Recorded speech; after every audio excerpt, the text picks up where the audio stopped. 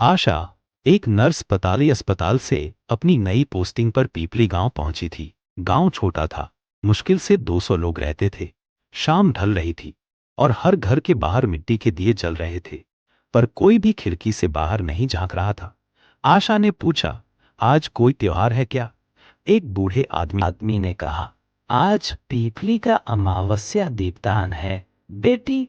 जब तक दिए जल रहे हैं तब तक कोई बाहर नहीं निकलता।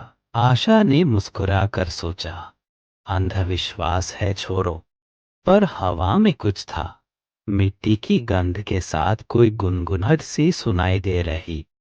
अस्पताल छोटा था, बस 2 कमरों का।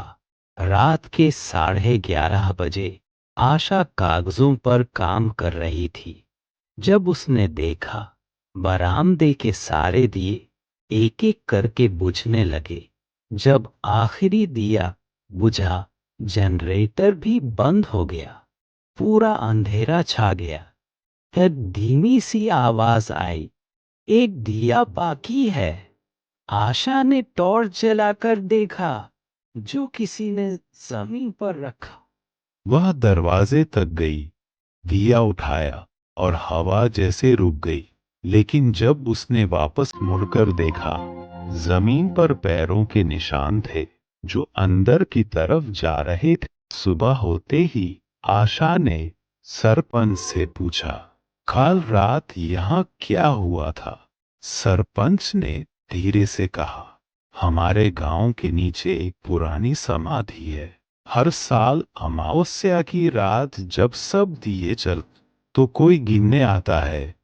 हर बार एक दिया कम पड़ जाता है।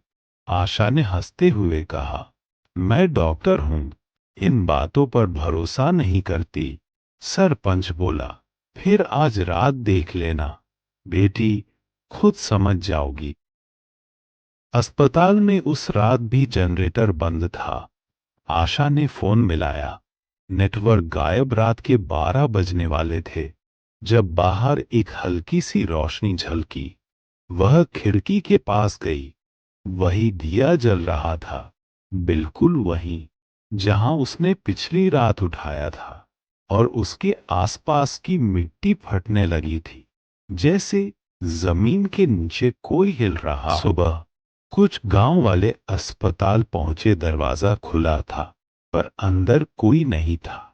टेबल पर बस एक दिया जल रहा था और उसके नीचे आशा की लिखावट में एक पन्ना रखा था, मैं भी अब उन्हीं में से एक हूं।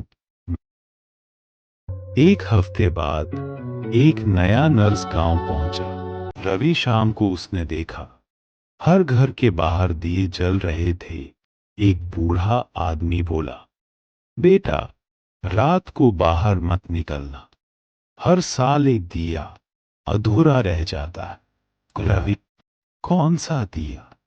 बूढ़ा आदमी बोला, वही जो अस्पताल के अंदर जलता है, जो कभी बुझता नहीं।